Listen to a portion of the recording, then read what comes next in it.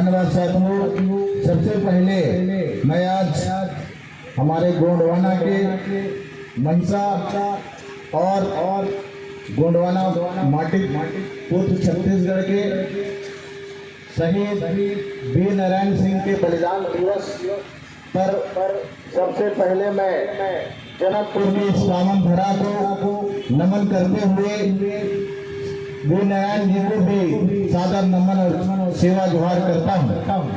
आज इस कार्यक्रम में मुख्य अतिथि के रूप में युवाओं के प्रेरणा स्रोत और गोंडवाना गणतंत्र पार्टी के महासचिव सम्माननीय भैया श्याम सिंह मरकाम जी को सादर सेवा जोहार और आप सब लोगों की ओर मेरी ओर से जोरदार स्वागत ताली बजाकर करेंगे। आज हमारे बीच में मध्य प्रदेश से चलकर आए युवा के प्रेरणा स्रोत भैया सम्माननीय तेज प्रताप सिंह उइके जी जो प्रदेश महासचिव हैं मध्य प्रदेश के, उनको भी सादर सेवा जोहार। हमारे बीच में प्रदेश के अध्यक्ष विंध्य प्रदेश के कार्यवाहक अध्यक्ष सम्माननीय भैया राम प्रताप कुशवाहा जी इस कार्यक्रम में उपस्थित हैं। मध्य प्रदेश के से आए प्रदेश महासचिव सम्माननीय वीरेंद्र सरोटिया जी, हमारे बीच में संभाग के महामंत्री सम्माननीय परस्ते जी आज इस कार्यक्रम में सफल संचालन कर रहे उपाध्यक्ष सम्माननीय रामदेव परस्ते जी, माया प्रताप जी कार्यवाहक,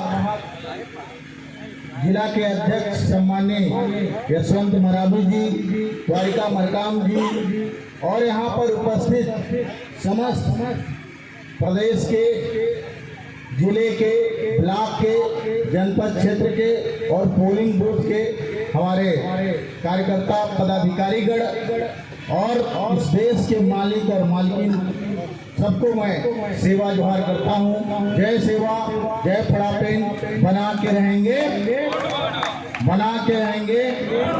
धन्यवाद साथियों।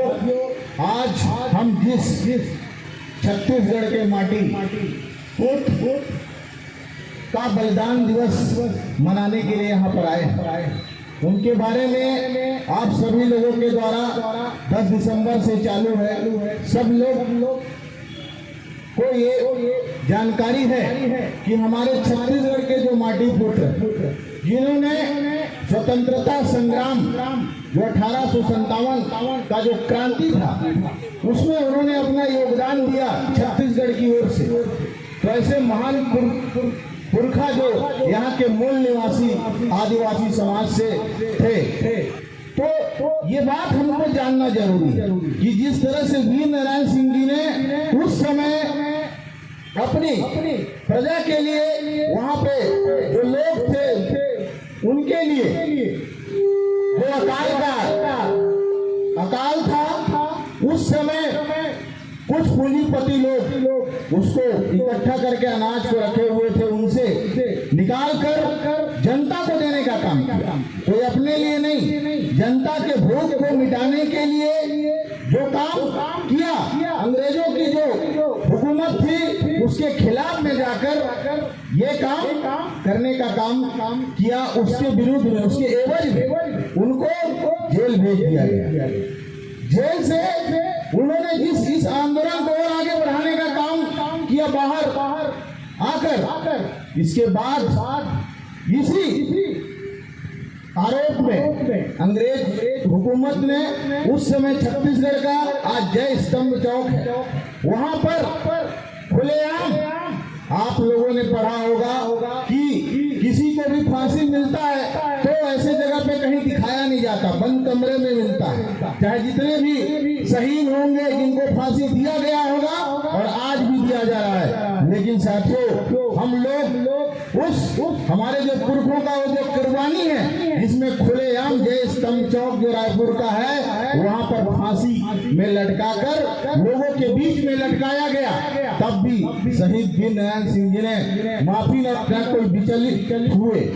तो ऐसे महापुरुष जिन्होंने अपने मातृभूमि के लिए, अपने इस गोंडवाना माटी के लिए उन्होंने अपनी कुर्बानी दी, और तब जाके देश को जो आजादी मिला है इसमें हमारे लोगों का कितना बलिदान है।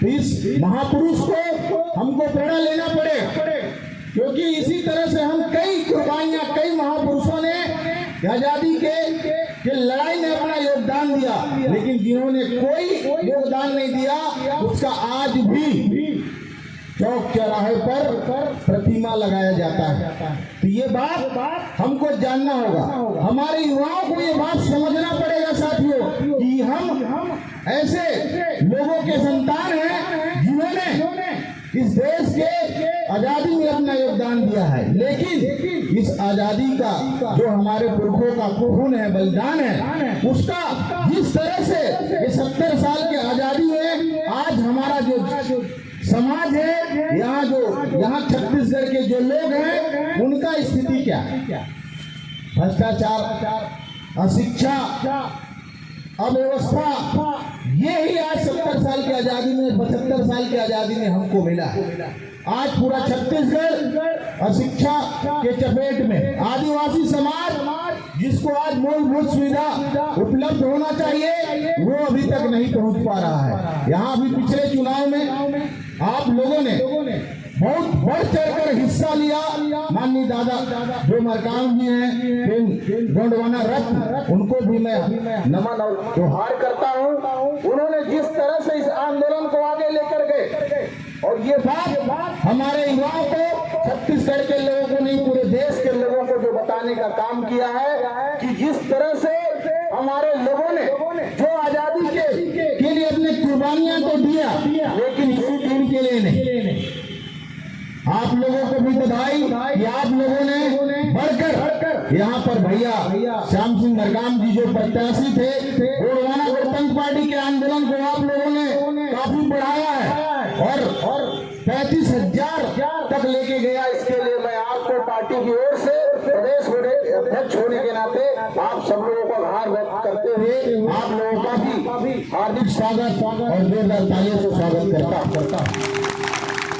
किस तरह से दादाजी ने जो आंदोलन को जनकपुर क्षेत्र में बढ़ाने का काम किया है, उनके जो सिपाही बनकर हम लोगों ने इसको आगे बढ़ाया है, ये निश्चित है ये सफलता आपको आगे लेकर जाएगी। साथियों, हमको घबराने की जरूरत नहीं है। छत्तीसगढ़ बनने के बाद हमारा एक भी विधायक चुनकर नहीं आया था, लेकिन दादाजी के आशीर्वाद से इस बार महाराष्ट्रीय अध्यक्ष माननीय कलेश्वर सिंह जी पाली तानाखार से खाता खुल चुका है। इसके लिए भी आप सब लोग जोरदार ताली बजाइए।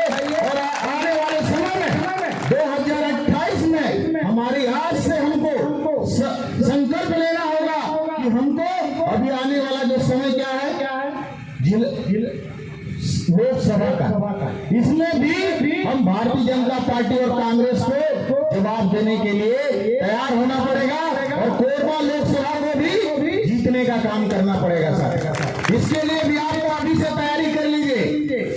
और रही बात और भी जो स्थानीय चुनाव, उसको भी हम आगे लेकर जाएंगे, क्योंकि चाहे छत्तीसगढ़ में कांग्रेस की सरकार हो, चाहे भारतीय जनता 15 साल के बाद फिर से बहुमत में है, लेकिन इन लोगों ने यहाँ के आदिवासियों को, यहाँ के ST SC OBC के लोगों को, यहाँ के किसानों को, छत्तीसगढ़ियों को लूटने का काम किया। ये कोई बड़ा काम नहीं हो रहा, क्योंकि छत्तीसगढ़ में बस चेहरे चेंज हुए हैं।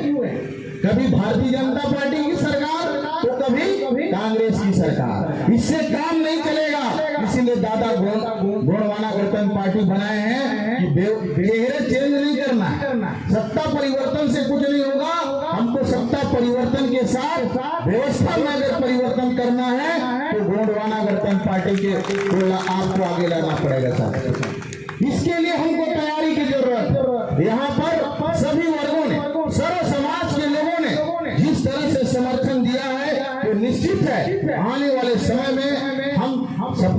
ओर जाएंगे। इसके लिए हमको आज से तैयार हो जाना पड़ेगा। इसके लिए जब दादा ने जिस तरह से हमको फार्मूला दिया कि हमको 1 to 10 फार्मूला के तहत हमको पोलिंग बूथों में जाकर अपने लोगों को, सर्व समाज के लोग जो निवास करते हैं उनको गोंडवाना आंदोलन से जोड़ना है, उनके विचारधारा को बताने का काम करना है कि इन लोगों से कुछ होना नहीं है। 75 साल में भी कुछ नहीं हुआ तो अब कुछ होगा नहीं। इससे ज्यादा उम्मीद की जरूरत नहीं होगा करने की जरूरत नहीं है। आपको खड़े होके अपने स्वास्थ्य के लिए, अपने शिक्षा व्यवस्था को परिवर्तन के लिए, सामाजिक व्यवस्था में परिवर्तन को बचाए, संरक्षण संस्कृति को बचाए रखने के लिए और आर्थिक स्थिति में सुधार लाने के लिए हमको दादा का आंदोलन में आगे आना है और मिलजुल कर काम करने की जरूरत है। निश्चित है अभी 6 महीने के बाद लोकसभा का चुनाव है सभी पूरे देश में, उसके लिए हमको तैयार हो जाना है। इसके बाद साल भर के अगले साल जनवरी में छत्तीसगढ़ में पंचायती राज व्यवस्था के त्रिस्तरीय चुनाव है। उसके लिए भी हमको अभी से तैयार हो जाए। हमारे हर वार्डों में, हर ग्राम पंचायतों में, जनपद क्षेत्र में, जिला पंचायत में हमारे लोगों का भागीदारी बना रहे। गोंडवाना आंदोलन का जो सिपाही चुनकर जाए ताकि ये जो व्यवस्था की लड़ाई है वो लड़ सके।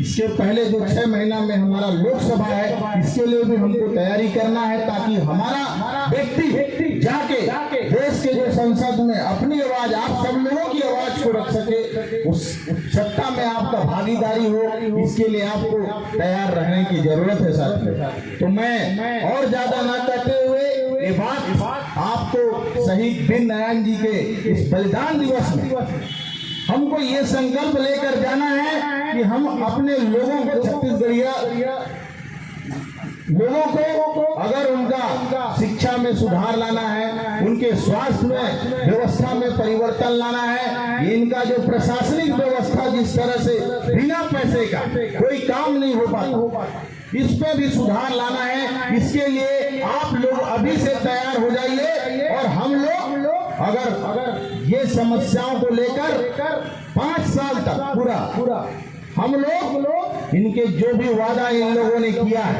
चाहे वो मातृशक्तियों को पैसा देने की बात हो या फिर उनका जो घोषणा पत्र जो मिला है, दिया गया है, जिसमें वोटिंग हुआ है, अगर इसमें खरे नहीं उतरेंगे तो हम सब प्रशासनिक रूप से आंदोलन जारी रखेंगे और कलेक्टर का घेराव, साथ में अगर विधानसभा का घेराव करना पड़े तो भी करेंगे। इसके लिए आप सभी लोग जिस तरह से चुनाव में निकलकर यहाँ पर जिस जोश ऊर्जा के साथ आप लोग इस शहीद दिवस पर इकट्ठा हुए हैं, इसके लिए मैं और आभार प्रकट करते हुए अपने वाणी को यही विराम देता हूँ। सबको जय सेवा, जय जोहार, जय छत्तीसगढ़।